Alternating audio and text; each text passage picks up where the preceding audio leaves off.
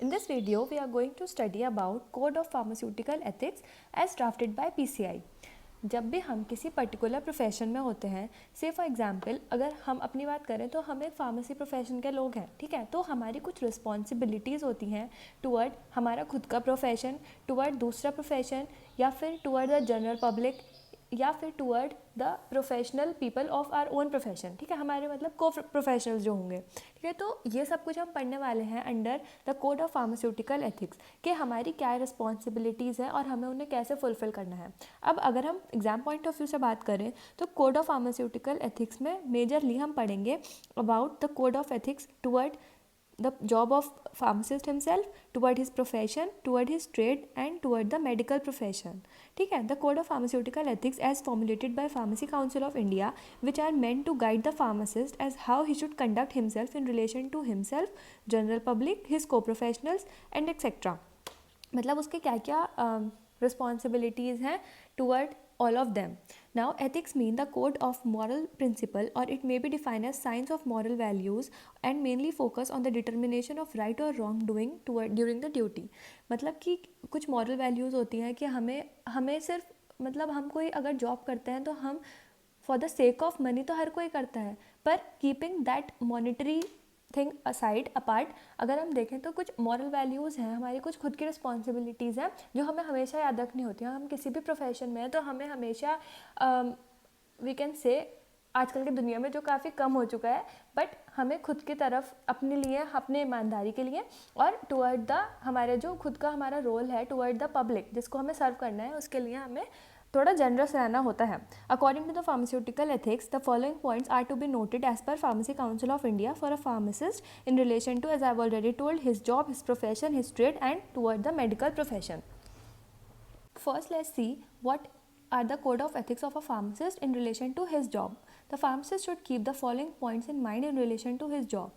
उसे अपने खुद की जॉब के लिए, अब हमें एग्जाम पॉइंट ऑफ व्यू से मैंने उसी के अकॉर्डिंग नोट्स बनाए हैं कि हमें मतलब जब हम एग्जाम में ये सब कुछ, अब ये आंसर अगर हमसे पूछा जाता है कोड ऑफ एथिक्स के बारे में तो हम कैसे अटेम्प्ट करेंगे, ठीक है। तो the first thing is the pharmaceutical services. It include supply of emergency medicine at all time according to the needs of public. जो भी जिस तरह की भी मेडिसिन पब्लिक को चाहिए हमें वो प्रोवाइड करनी है. अब हाँ, एक्सेप्शंस हैं हर जगह कि suppose over the counter drugs हैं तो हम उनको दे सकते हैं इजीली, पर अगर हम वो ड्रग प्रेस्क्राइब ड्रग्स में ही शेड्यूल्ड ड्रग्स हैं जो हमें प्रेस्क्रिप्शन पे ही देनी है तो हम उस चीज़ का भी ध्यान रखेंगे. तो हमें हमारी ड्यूटीज़ में सही और गलत के बीच में पता होना चाहिए हमें क्या करना है. Next is conduct of pharmacy. Every pharmacy should be individually conducted by a pharmacist. जो फार्मासिस्ट है जिसका लाइसेंस पे वो फार्मास्यूटिकल स्टोर चल रहा है उसको खुद कंडक्ट करनी है वो pharmacy. Handling of prescription.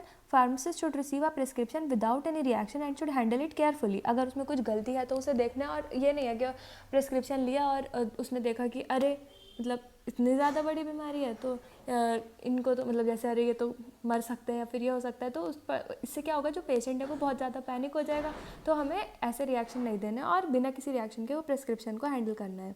Next is the pharmacy in relation to his trade. मतलब उसका जो बिजनेस है उसके पर्सपेक्टिव में the pharmacist should keep the following points in mind while dealing with his trade. उसे अपने बिजनेस के लिए, अपनी ट्रेड के लिए क्या क्या चीज़ें दिमाग में रखना है. First is the price structure. The price should be fair, keeping the quality and quantity of the requirement as well as the labors and the skills requirement in making it ready for use. जो price है particular drug का वो fair होना चाहिए. ये नहीं कि हमने उसमें रॉ मटेरियल्स तो इतने कम पैसों वाले लगाए हैं और हम उसे बेच बहुत ज़्यादा हायर अमाउंट पर हैं, क्योंकि अगर हम कुछ भी मतलब कुछ मैन्युफैक्चरिंग कर रहे हैं किसी चीज़ की तो हमें ये चीज़ ध्यान रखना है कि वो product should be accessible to all sectors of society. हर इकोनॉमी का पर्सन उसको अफोर्ड कर सके, तभी हमारा वो फॉर्मुलेशन सक्सेसफुल है.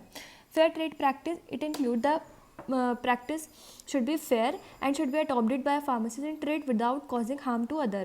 किसी दूसरे को हमें हार्म नहीं पहुंचाना है और अपने खुद का जो हमारा बिजनेस है उसे हमें सक्सेसफुल करना है. Purchase of drugs. Pharmacist should always purchase drug from reliable source. Pharmacist को हमेशा ड्रग एक ऐसी जगह से परचेज करना चाहिए जहाँ उसे पूरी तरह से कॉन्फिडेंट हो कि वो पर्टिकुलर जगह जो रॉ मटेरियल्स यूज़ कर रही है for manufacturing of a certain drug वो रिलायबल है, उस पर भरोसा किया जा सकता है. एडवर्टाइजिंग मतलब advertisements and the displays. The sale of medicine increase with exciting advertisement and also cause attraction of customers by displaying posters और बैनर्स आउटसाइड द सोसाइटी. हमने देखे होंगे मेडिकल स्टोर्स हैं, उनके बाहर कोई ना कोई प्रोडक्ट के या किसी तरह के बैनर्स या फिर टीवी पे किसी तरह के एडवर्टीजमेंट्स किसी प्रोडक्ट के आते हैं, फिर किसी फार्मास्यूटिकल स्टोर के आते हैं, या फिर न्यूज़पेपर में पैम्पलेट्स ऐड ऑन होते हैं। तो इस तरह से क्या होता है, हम अपनी मार्केटिंग को एनहांस करने की टेक्निक्स होती हैं ये, ठीक है। Now let's see the pharmacist in relation to the medical profession, मतलब कि जो मेडिकल प्रोफेशन है, टू द डॉक्टर्स हैं या फिर रजिस्टर्ड मेडिकल प्रैक्टिशनर्स हैं, उनके तरफ क्या रोल है of a pharmacist. Limitation of professional activity, the professional activity of a pharmacist should be limited to his field. ये मतलब उसके वो एक फार्मासिस्ट है तो उसे लिमिटेड रहना चाहिए अप टू हिज फील्ड, जो उसका काम है उसे उतना ही काम करना चाहिए, we can say. Next is the clandestine arrangement.